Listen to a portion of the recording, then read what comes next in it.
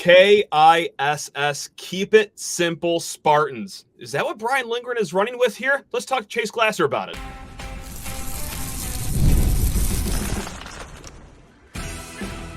You are Locked On Spartans, your daily podcast on the Michigan State Spartans, part of the Locked On Podcast Network, your team every day. Now through September 22nd, all FanDuel customers can bet $5 and get a 3-week free trial of NFL Sunday Ticket from YouTube and YouTube TV. Visit FanDuel.com to get started. Spartan friends, Spartan family, Locked On Spartans listeners, thank you all so much for tuning in to Locked On Spartans, your team in green and white 5 days a week right here in the Locked On Podcast Network. Please rate, review, subscribe, comment below on YouTube how you were feeling about this upcoming game Saturday against Prairie View A&M. Will MSU win by 40, 50, or will we jinx everything into a triple overtime thriller? Who is to say? Also, if you ever want to reach out, lockedonspartans@gmail.com. And I'm just going to start it really quick with an email because I was very flattered by this one. Pop Maddox wrote in, I purposefully did not watch 2 Locked Ons. That way I could watch them during the stupid debate. So thank you very much, Papa Maddox. Instead of talking about eating dogs, though, we are talking about those Spartan dogs eating on the field. You like that one, Chase? I sat on that one for a little bit. All right, so look, you do great work over at Spartans Illustrated. It is no secret by now if people have even heard just 5 minutes of you on a show or have read even 5 words of your pieces. You do fantastic work over there. The crux of your main takeaway for the offense seemed to be that, you know what, they did 2 things pretty simple, but pretty efficiently in Saturday's win.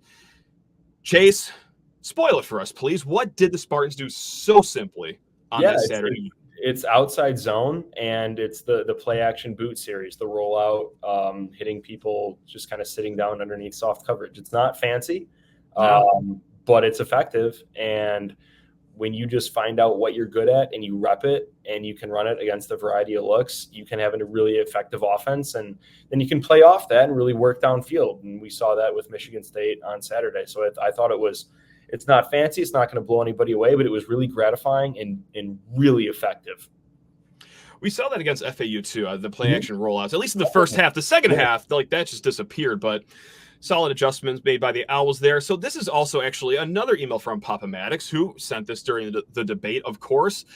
He said, wait a freaking minute. That was the subject line of the email. He said, you guys agreed that we could not run the ball. We got 130 yards on the ground. That is 50-ish more yards than Maryland. Maybe not enough for you, but come on. So I just correct me here, Chase, because I do keep saying that, you know what, running inside the tackles still leaves a lot to be desired, at least just with the eyes watching the game. They did get, 4.2 yards per carry against Maryland. And yes, they outcovered Maryland on the ground, but I think that's because the defense looked really good at stopping the Terrapins. But I don't know, it just seems like inside the tackles, it's not quite there. Am I just overreacting and nitpicking here, or where am I at with the inside outside run? I think that's true. I mean, and I don't have in front of me the statistics on that, but I did watch the game, and the idea that Michigan State cannot run the ball is not true. The idea that Michigan State is much more effective at running the ball outside zone versus inside zone, I will absolutely stand on that. I think what you did see a tweak in this game for Michigan State when they're running the ball inside the tackles. You saw a little bit more of an 11-on-11 run game where you're maybe having a motion man turn into a lead blocker for Aidan Chiles, and you're using him as the running back to just try to pick up 3 yards. They used that on 3rd and short multiple times, and it was very effective. And he's obviously a good athlete and able to do that. So I thought that, it's not that they can't run the ball. It's just that they can't run the ball between the tackles, but they're much better at running it outside the tackles. But you still have to run inside zone. You have to run between the tackles to keep the threat of popping it outside actionable. And they did that. And I think that if you look on the offensive line, there's a couple of reasons why, and none are bigger than Tanner Miller. On every outside zone that pops, it looks like he is scoop blocking somebody who is slanting away from him. That is so hard to do. To have that sort of agility and to be able to contact somebody and get your feet around, watch it. I mean, if you watch anytime Nate Carter's popping an outside zone run, if you watch, Karen Lynch Adams, him popping runs. It's you have Tanner Miller scoop blocking somebody who is slanting away from him, or just kind of riding them, shoving them down a gap or two, and then people cutting off him. It's so effective, and to have a player that has that sort of starting experience and that sort of football IQ, it's such a big part of this run game, and really you can see the benefits for it anytime you're looking at a run game highlight. So with the outside zone run, that took a pretty big step forward here. And look, Chiles, he took a major step forward. Nick Marsh, I would say, took a massive step forward from week 1 to week 2. I think it's safe to say. But anything else, like take a giant leap from week 1 that you noticed that you just want to point out? Yeah, I mean, I am in no way trying to rain on anybody's parade at all. I think what we saw last week was super encouraging. It was very exciting, and you should feel encouraged and you should feel excited. I do think that Maryland might be bad. We'll see. Yeah, 7. I just strictly within the realm of pass coverage. I think Nick Marsh is a good football player. I think he's going to be a great football player. I don't know if for 12, 13 games this season he's going to be running free, splitting 2 safety looks with regularity. Sure. That doesn't mean that what he did wasn't impressive, but it did make me think, well, I don't know how opponent invariant this is. This may be, a little bit of an issue. That doesn't mean that he's not going to be able to do work against other people, because you did see things, physicality, route running, really strong hands, use of his body. That is opponent invariant. That's going to play no matter what. But the idea that he's just, he's not Jeremiah Smith. He's a fine football player, but he's not he's not necessarily a Marvin Harrison Jr. style freshman type receiver. Doesn't mean he's not very good, but I don't think it's necessarily fair to him to have those kind of expectations to be replicated. But you can absolutely and should be excited about what you saw. But there's no question he took a step. I think Chiles, you saw, he's young, and there was a couple ghastly throws that he made. He had a touchdown on that scene that he threw it to the wrong side of, I believe it was Mizunis. And that was sad. You have a lot of room to the inside. If you're able to put that on the inside, that's a touchdown. But that's okay. And I think, as far as just thinking about what took a step forward, I think I might say the coaching staff. And I wrote about this in a forum post, and I talked about it on the film piece as well, where I said, I love the way that Smith is handling this team. And it's I think when you have somebody who was a coordinator, and then he was a coach, and clearly a program builder coach, he didn't come into a have, right? I think we can both agree that Oregon State is not one of the favored few in college football. Probably not. Okay. He did a great job there, and I think he recognized, first of all, I'm just going to run what works. I'm not going to I always go back to, I remember in 2017, Michigan had a not great offensive line, and they came out and were in 20 different formations and 30 different types of run plays to score 10 points against Michigan State. Where it's you can have all of the window dressing, all the fancy stuff, but sometimes it's just, hey, we have simple stuff that works, and we're going to rep it to death. And it's going to be effective, and it's going to play. And that's what he's doing, and it's great. So just kind of getting back to basics, and then also letting, kind of paradoxically or within the same vein, though he's keeping it simple, he's also letting guys really kind of go all out within the confines of that structure. Hey, listen, we're going to let Chiles chuck it. And that means he's going to plant it into the chest of a linebacker a couple times a game. It means that he's going to just totally airmail a post, and it's going to get picked off, but he's going to learn, and we're going to be okay with that. And you know what? It's probably going to cost Michigan State a game or two this year, but those are going to become wins down the road. And he understands that, and he's okay with that. And similarly, it's, listen, we're going to pick up holding calls when we're having our offensive line try to run outside zone when people are slanting away from them. It's just really hard to do. That's going to happen, but we're going to be okay with that, because we know that more often than not, it's going to work, and we're going to get 4 or 5 yards of carry over the course of a game, and it's going to be okay. Just being able to have that wherewithal and that maturity to be yeah, you know what, sometimes bad stuff is going to happen, and we're going to live with that, and it's actually going to make us better. It's just, to me, it speaks of somebody who has confidence in themselves in the direction where they have a broader vision than just this week, where they are building for the future, and they understand that there's a larger picture here. And I think that's just really gratifying to see, just somebody with that kind of a vision. It's really part of the reason why I thought he was going to be such a good coach here, and why I think he will be such a good coach here. And don't want to, it's going to be, they're overreacting to a week 2 win over a Maryland team. Yeah. Okay. Yes. But you know what I'm looking at is that this team's going to go to a bowl. And there we go. That's really big for, and they could come out and blow it against Boston College. And I still think they're going to go to a bowl. Mm-hmm. But I mean, you could, if certain things break certain ways, it's like all of a sudden you could be in October and it's you have a much better record than you thought you did. And that's exciting. And it's just, football's supposed to be fun. And we are having fun for the first time in a long time, man. Okay. You can have fun with it. It's okay. Factor Foods, they want to fuel you up for the rest of the college football season and beyond. Fuel up with Factor's no prep, no mess meals. Meet your wellness goals thanks to the menu of chef-crafted meals with options like Calorie Smart, Protein Plus, and Keto. Factor's fresh, never frozen meals are dietitian approved and ready to eat in just 2 minutes. You can get these things prepared over a commercial break during Saturday's game. No matter how busy you are, you'll always have time to enjoy nutritious, great tasting meals. Start your healthy routine today. With 35 different meals and more than 60 add-ons to choose from every week, you will always have new flavors to explore with Factor. Make your day delicious from breakfast to dessert. Stay fueled with easy, nutritious options. Head to factormeals.com/lockedoncollege50 and use code lockedoncollege50 to get 50% off your first box plus 20% off your next month. That's code LOCKEDONCOLLEGE50 at factormeals.com/LOCKEDONCOLLEGE50 to get 50% off your first box plus 20% off your next month while your subscription is active with Factor Meals. Also, guys, America's #1 sportsbook, FanDuel. That's right. They want to make your football season incredible. And no, we're not just talking the lines. We're not talking the props. We're not talking about the futures, but speaking of futures, your Michigan State Spartans right now to win the Big Ten title, 25,000 to 1. That is bet $1. Win $250 should they continue this undefeated season. I know we're just 2 weeks in, but what's a few more weeks of it? That's right. $1 will pay out $250. But no, just betting aside, FanDuel has something a little different now through September 22nd. All FanDuel customers can bet $5 and get a 3-week free trial of NFL Sunday Ticket from YouTube and YouTube TV. Then with the YouTube TV base plan, you'll be able to watch every regular season Sunday afternoon out-of-market game. All you need is a Google account and a current form of payment so you can cancel at any time. Just visit FanDuel.com and download America's #1 sportsbook. Again, that is FanDuel.com.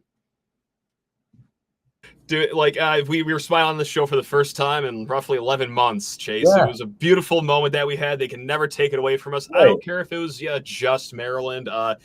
That's a road Big Ten win in a game that you probably should have lost. I mean, that was a rocky performance. And just like you said, hey, one of these games, Aidan Chiles' young mistakes are going to cost the team.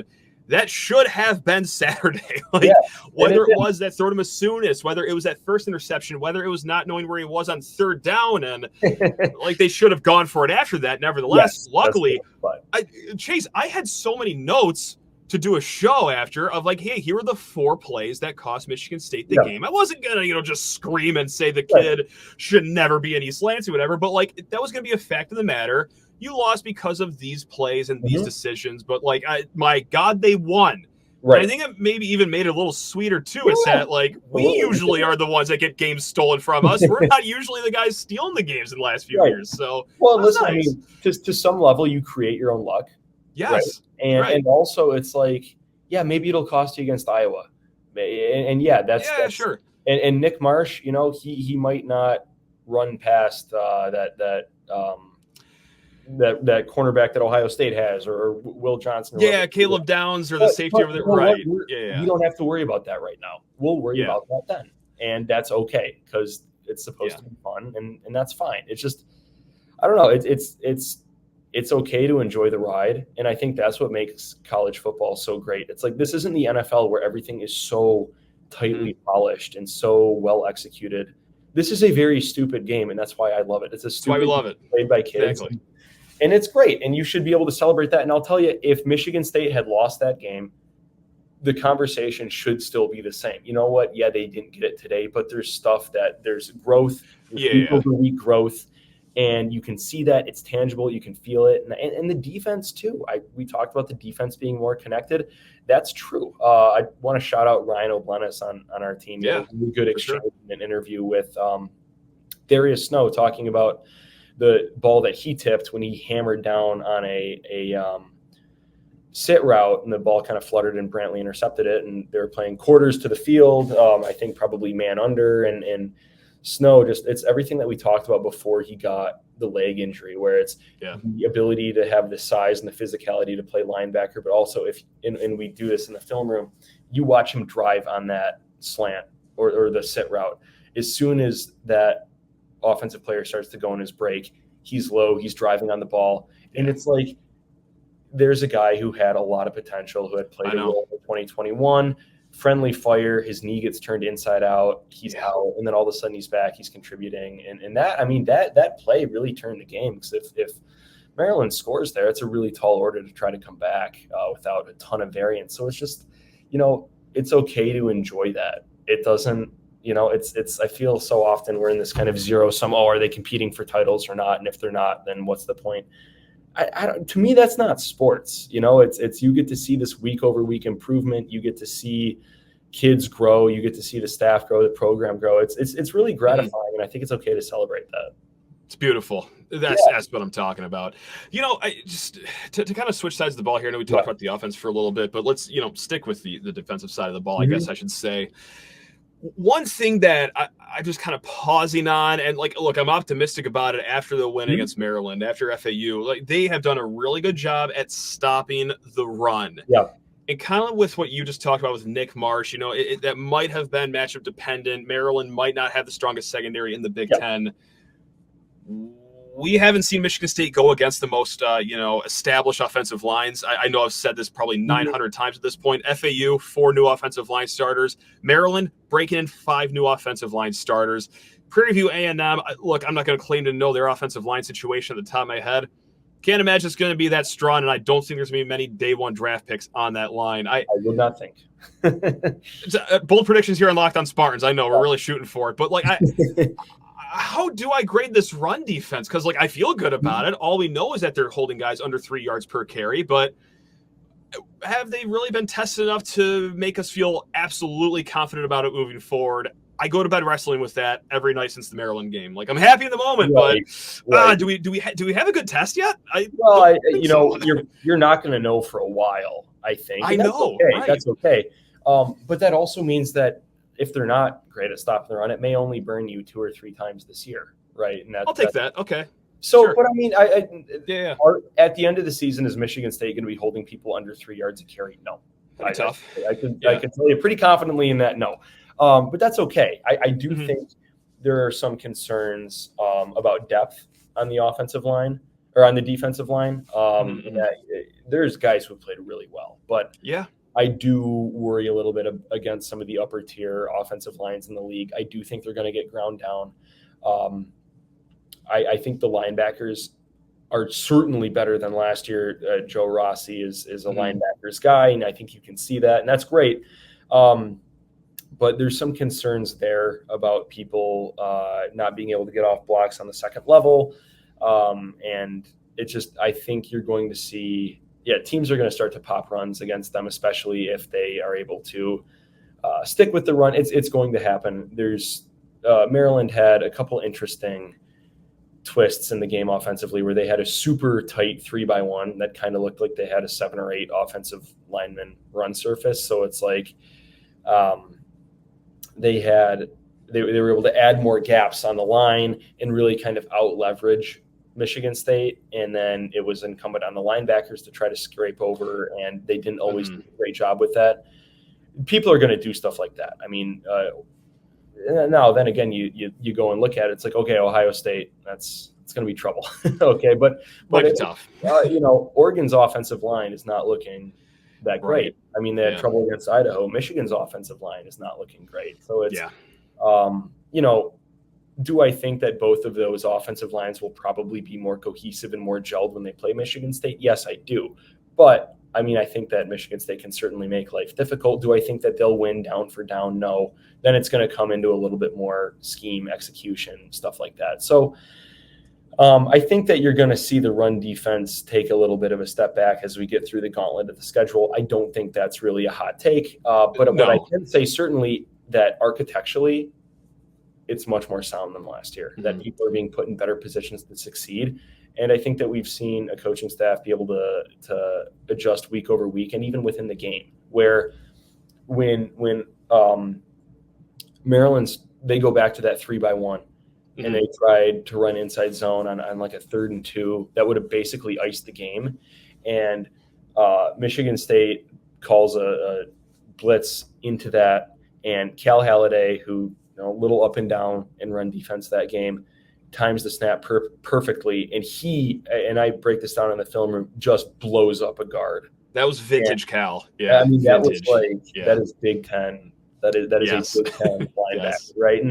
And then you had a lot of people flying to the ball, and it's like, yeah, you know what? If that was a play action pop pass, guy might still be running, but it wasn't, and it worked, and that's great. And it's just like, when it happened again, they were ready for it, and I think you're going to continue to see stuff like that. And that's the cat and mouse game of football. That's why stuff like that is why I think football is such a great game. It's the America's war game. And I think it's great. But I think you can take solace in the fact that even if the Jimmies and Joes aren't necessarily there, the X's and O's are, the architecture's there. Sure. And then the hope is that in time you'll see that. And that's not to denigrate the players out there, because I don't think it's not exactly chopped liver out there. It's right. It's not the 85 Bears, but it's not bad either. Hiring for your small business? Well, you want to go find quality professionals that are right for the role. That means you got to go check out LinkedIn Jobs. LinkedIn Jobs has the tools to help you find the right professionals for your team faster and, well, my favorite part, for free. Now, LinkedIn isn't just a job board. LinkedIn helps you hire professionals you can't find anywhere else, even those who aren't actively searching for a new job, but might be open for the perfect role. In any given month, over 70% of LinkedIn users don't visit other leading job sites. So, guys, if you're not looking on LinkedIn, you are just looking in the wrong place. On LinkedIn, 86% of small businesses get a qualified candidate within 24 hours. So, sounds like you need to hire professionals like a professional right there on LinkedIn. Post your job for free on linkedin.com/lockedoncollege. Again, that's linkedin.com/lockedoncollege to post your job for free. Terms and conditions apply. And guys, if you want to have the talk of your man cave, your house, your sports bar, wherever you want to hang up your team ticker sign, well, go do it over at teamticker.com. Now, what on earth is a team ticker sign? Well, on YouTube, it's right behind me. That's right. Flashing stats, weather reports, schedules, rankings, whether it's for football, men's and women's basketball, softball. If it's happening in East Lansing, odds are it's going on the team ticker sign. Now, this thing is only 2 feet by 1.5 feet, so it's not big on space, but it will be the talk of your basement, your bathroom, your kitchen. Again, wherever you want to throw this sign, yeah, people are going to love it. And what I love the most about it is not just how sweet it looks. That's right. I got the nice little Sparty design here. Is how easy it was to set up. Guys, I'm an idiot when it comes to technology, and I set this thing up in like 20 seconds. It is totally foolproof, and guys, what's more foolproof than also saving some money?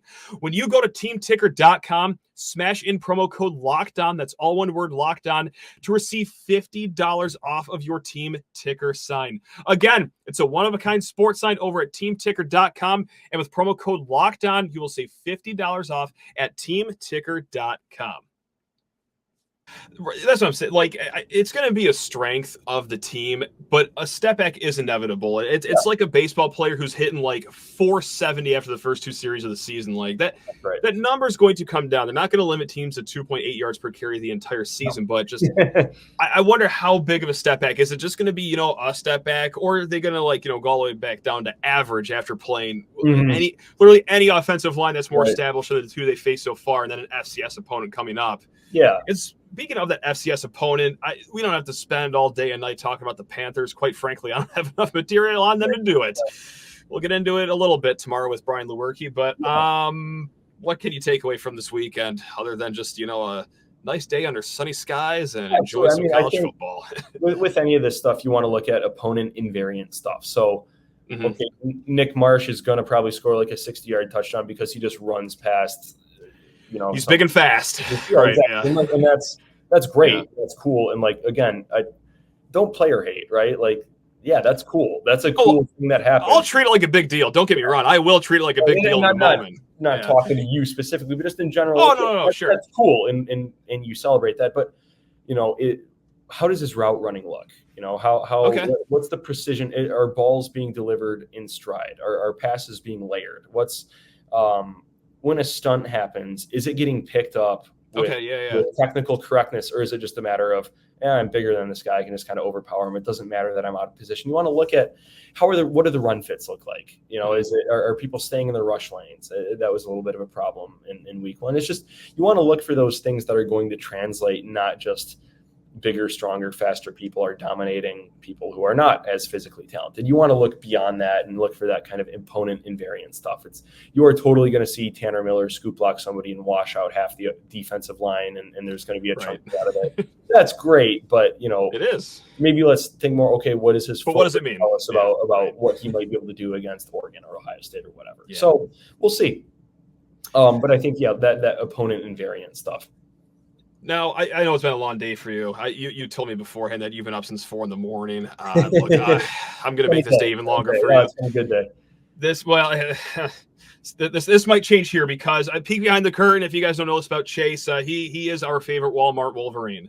That does actually have a Michigan degree, but don't let that fact get in the way of anything. No, not at all. I promise we have gotten this question, or some variation of this question, from a few listeners right now. And look, over the weekend, we're sky high. We just got to win. Your Wolverines, I didn't watch the whole game. I don't think looked too well against Texas, if I'm not mistaken. So the question we've been getting, are we changing our view on this game that is going to be played between the Spartans and the Wolverines here? Touch on it a little bit on another show. I'm not there yet to say I expect to win or I think Michigan State will win, but I left it at this. In the offseason, I think I gave it a 5 or 6% chance of winning. I'm at 20 or 25% right now, because I think your team has some glaring issues. Oh, for sure. So I'm trying to be diplomatic about this, because I could be a big meanie on Twitter, but I like it, Chase. So let me just ask you the question. What the hell's happened? Yeah, I mean, what? I think it's a number of things. So I mean, what you saw on Saturday, yes, Texas is really good. Very, yeah. But let's talk about opponent invariant stuff. Let's. Jair Hill, I think, will be a good player at the University of Michigan. Okay. That does not mean that Jair Hill is a good player in the Big Ten right now, because he was getting barbecued. And that's an issue, right? I mean, the run support was bad, the leverage was bad. Rod Moore being out for the season. I mean, there's a lot of stuff that, the Connor Stalions discourse aside, Mikey Sainristil was a great football player, sure, at U of M, and just the veteran kind of savviness and understanding of different tendencies and stuff like that. I mean, I think it was Roma Dunze was giving him some dap for that after the game. It's you lose that, you lose a lot of the back end versatility. Because I mean, there's a couple really, really in the weed scheme folks on Twitter that are great follows, and they broke. Marvin Harrison Jr. was listen, they were throwing coverages at me that I've never seen, and the stuff that Michigan was doing on the back end, pre-snap, post-snap, play invariant, Connor Stanley and stuff aside, just how technically diverse that secondary was last year was evil. I mean, it was bananas. And, you lose Sainristil, you lose a lot of that. You also lose Rod Moore before the season. So all of a sudden, you have a guy who was starting against Ohio State as a true freshman who's out. The communication's not there. And also, you don't have Michigan was doing the super cool thing where you had these young NFL nerds who were just super into the kind of evolving nature of the metagame of defense. They're not on staff anymore. They're Mike McDonald is one of the best defenses in the NFL in Seattle, and Jesse Minter's doing fine too. You have Wink Martindale, who I think is just older guys like that are a little bit more stuck in their ways. They're a little bit, they like a good blitz. Less. Yeah. Well, I think the blitzing thing's actually a little bit overblown. Okay. But the overall kind of tenor of he's not necessarily adapting to the situation. Fair. That is true, and he should, because he got his ass handed to him on Saturday. And would Michigan State be able to replicate that? No, I don't think so. But what did I see that's opponent invariant? I saw Mason Graham and Kenneth Grant. I mean, there could be 3 first-round defensive picks on that team. However, that's why I'm not there for MSU winning that game, because that defense is still like sound personnel-wise. Personnel-wise, it's sound. It's just not athletes. Technique-wise. It's not sound technique-wise. Right. Jay Sean Barham, another guy who's really, really big athletic linebacker. What happened when Texas ran outside zone? Those guys are getting out of their rush lanes. They're getting slanted. They're getting taken upfield. They're playing really, really undisciplined. Michigan does not go like 9 deep at the defensive line like they did last year. Yeah. So they're playing more. They're getting pushed around more. Does Michigan State have Texas's offensive line? Emphatically, no. Probably not. But would Michigan State still be able to do some work with outside zone? Well, maybe, and offensively, there's a lot going on there. I mean, Michigan, there's a walk-on at center who kind of late in the camp, Wally pipped Greg Crippen and Raheem Anderson, both of whom Raheem Anderson started at center for Cass Tech for all 4 years of high school, I believe. Okay. And when we saw him in games, he was good. And Greg Crippen was at IMG and he was good. And all of a sudden you have Dominic Jadis, like Wally pipped them the last week of camp. And I said at the time, well, that's not good. And it hasn't been that good. And then right tackle. True freshman, right? True freshman Evan Link will be a fine player. Yeah, that's tough though. Spent a lot of time watching Texas defensive ends go by him. So, is Chris Bogle as good as some of the Texas defensive ends?